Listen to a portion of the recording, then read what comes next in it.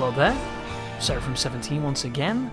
This is my Dead Space 2, Zealot difficulty, no upgrades, no damage, no shop, and technically no items as well, because I'm not going to be using any of the stasis pack to replenish myself or any of the medkits, and we're now currently in Chapter 8.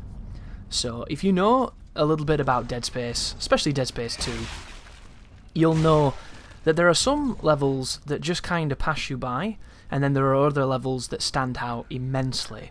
And you never really know what level you're going to find, especially on a challenge run such as this, until you're immersed in it. And this one is only 13 minutes long, which tells me that the challenges within aren't quite as long or as arduous as some of the other ones. But fear not, guys, because we will be returning to the Ishimura, and that is an incredibly difficult chapter. But I say this at the beginning, this idea that the longer chapters are usually the ones that are most arduous, but these early sections, this is a big difficulty spike here. You are going to be introduced to black slashers and introduced to one of the angriest spawns in the game, as I waste some stasis just then on collision, which is not my favourite thing to do, but it does happen. And then I'm going to proceed now to run past a lot of enemies, which, if you're speedrunning, makes perfect sense, but it's not usually my style. However, I found fighting in that room under these restrictions with so many enemies, it was just a bad idea. So I decided to rush through this room to this doorway, because once you're through this doorway, you are safe. You do not have to fight them if you don't want to. But because I enjoy the fighting in this game, and it's one of the things I like to do, I'm going to go back now and start attacking them from a much more powerful position. And the things you'll notice is, because of the way that the Necromorph's AI works in this game, they have a lot of pathing problems. They love to go through vents rather than conventional means of transport, and doorways are not their best friends. So you can funnel pretty much this entire spawn into a situation such as this, where you can proceed to exploit them and kill them by removing limbs and then firing the limbs back. And the Black Necromorph takes a lot of damage, but if you can use limbs, you can just completely override his resistances and his resilience by just killing him the traditional Dead Space way. And I've already mentioned so far in this project that I think it must be said that this game in many ways was ahead of its time, and one of the ways that I think it was ahead of its time, more so than almost anything, was a clear and concise understanding of its difficulty and of its mechanics. When you play a game on its harder difficulties, usually it gives you a representation of the purest form of the game. And when you're in that pure form of the game and all of its essences, you see quite quickly what holds up and what doesn't. And on a mechanical side, it's the difference between having a difficulty that is really fun, really rewarding, and a lot of replay value because it's well designed, and a difficulty that's really crappy and really annoying and boring and broken and doesn't feel like it was designed.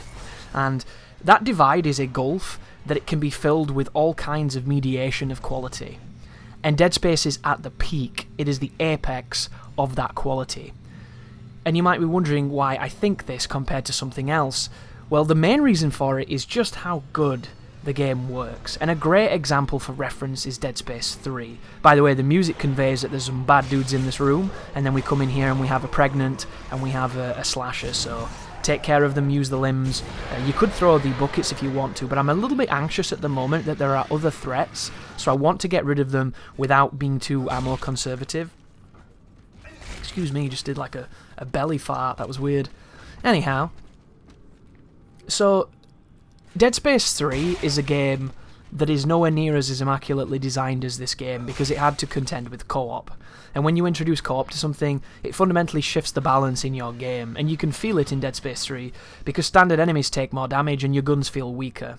They feel weaker not only because you can play with two people, but additionally because the way the game is designed, there's a lot of resource management that enables you to power yourself up, there's a lot of RPG stipulations that enable you to incrementally get stronger, and all of this compounds into this problem that your character and your abilities do not feel good at the start. Your weapons feel like shit, the enemies feel like they take too much damage, and by the end of the game, that has slowly worked its way to a more normal side, where your weapons feel much better, the enemies feel much more appropriate, and it's a gradient that gradually softens. Dead Space 1 and 2 didn't have that, guys. Your weapons were always good, and they got better, and the enemies were always capable, and always killable, but always threatening. And that's what makes it so beautiful. And this challenge run 100% isolates just how beautiful this game is in its design, in its confidence of design, because I'm not upgrading, I'm using the weapon you start the game with, I'm going to end this game in the same state that I started it, and I'm not going to feel in any way like I am not capable of approaching a challenge. And that to me is just the greatest compliment to design and difficulty, and the marriage of the two of almost any video game I've played.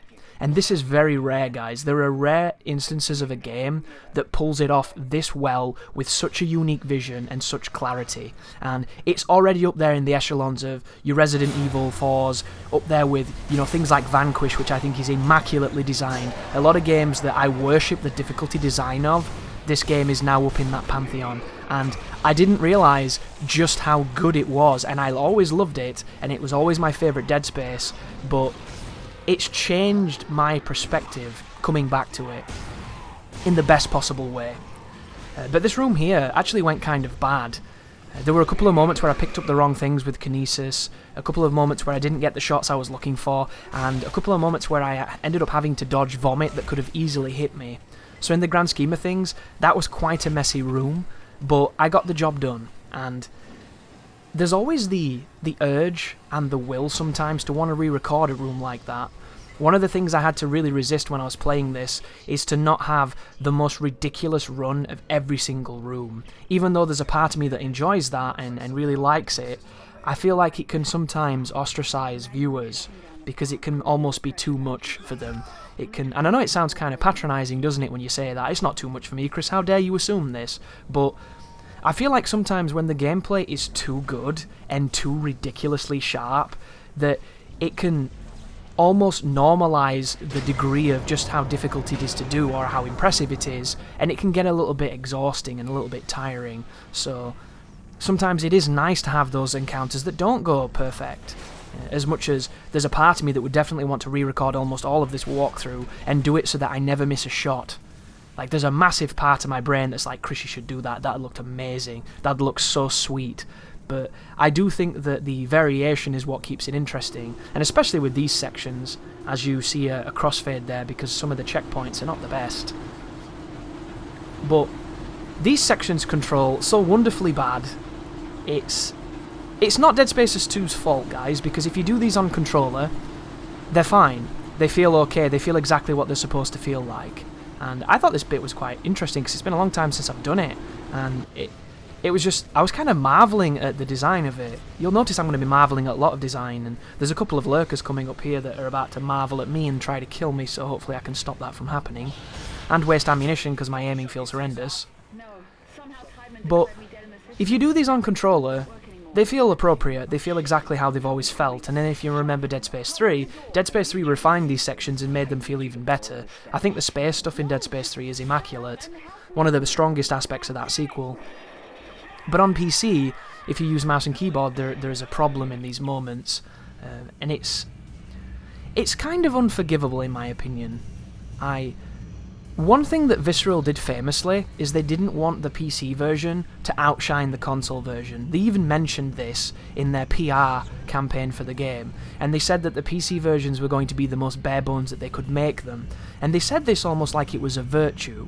And I understand what they were saying, even though it does come off as slightly arrogant. It was the idea that they didn't want the consoles to be left behind. They wanted the consoles to almost be the flagship of the game, and they didn't want the PC to look a million times better, so they meant it more from a visual perspective.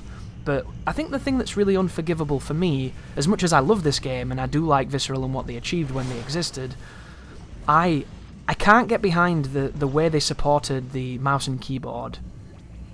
Because all three games have had problems, and they weren't fixed by the developer. And I can understand that a lot of people who play Dead Space probably just plugging a controller and play it that way. You could argue that the Dead Space team themselves believe that this game is meant to be played with controller, and there's nothing wrong with that, that's fine, right? But when you release a game on PC, it means more than just technology and hardware and piracy and viruses and pornography. It means so much more. It means that you get access to a whole suite of customizations, and one of them is an incredibly robust control scheme. So for them to have essentially things that happen on controller to affect mouse, to me is boggling. I don't understand how it works the way that it does. And if you don't know what I'm talking about, it's the relationship to the sensitivity and the acceleration that's added to it. If you've never touched a mouse in your life, and I don't know how you've stumbled across this video, perhaps you're on your phone, hello to you, and please get a PC, you'll love it, it's life-changing. But a mouse is raw input traditionally in a lot of cases. Not always the case, and I'm sure that there were games that used acceleration and we just got used to it, but at this moment in time, if you've used a mouse effectively on a game, you've used it without acceleration, because acceleration is this incredibly strange, it's a little bit like aim assist. You know how when you're aiming with the controller and you feel aim assist and it feels weird? It kind of counteracts your brain's natural rhythm of how it's moving, and that's when you feel it and when you understand it and you know it's helping you, but at times it hurts you. Well, acceleration's a lot like that, because it affects how much you turn and when you turn your mouse. And it's a wonderfully horrendous mechanic which I wish didn't exist. And for Dead Space 1 and 2, infinitely more intelligent people than myself, who are very good at programming, understanding games on a technical level, have come up with solutions to the problem that is built into this game. This terrible mouse control, basically. And it's made this game and this walkthrough, or this run, possible. Because I couldn't play this game on mouse and keyboard as it starts. I had to adjust it incredibly. And same with the first game. But due to these people that have gone in there and made it really, really good, and done what the developer should have done but haven't, they've made these games palatable for the PC community in a much better way than they've ever been. And I'm infinitely grateful to those people. I think they're amazing. And I really hope that they're working on Dead Space 3, because there's no fix for that game, and that game came out in 2013, which is only 5 years ago, right? And it still has this mouse problem with acceleration. It's weird, that game, though. It has negative acceleration. So the faster you turn your mouse, the slower you move. And if you've seen the gameplay that you're watching right now, and I would hope you have, because it means you've got eyes and that you're hopefully enjoying it, I'm turning pretty quickly, right? I'm jerking back and forth. It might be a little disorientating if it's the first time you've seen this. It might be a little bit faster than you used to, but you get used to it, and you see me darting around, aiming at limbs, turning around swiftly, running away, things like that. All of that's made possible because of the added advantage of mouse sensitivity. If I had the settings that are present in Dead Space 3 on this, I would not be able to do half the stuff you're seeing me do, because it doesn't work. And it makes that game impossible to play. And my question is, why? 2013, modern game, you put it on PC and you don't make the mouse work correctly? And this could be my problem. Maybe I've not changed the setting that I need to set. I've turned off VSync.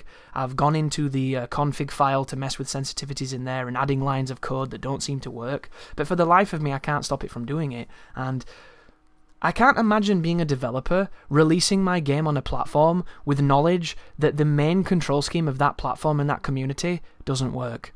To me, that's the most horrifying thought ever, and it boggles my mind that they leave the community to fix it, because I think it's ugly, but most people just plug the controller in because they get on with it, but I'm a little bit more particular than that.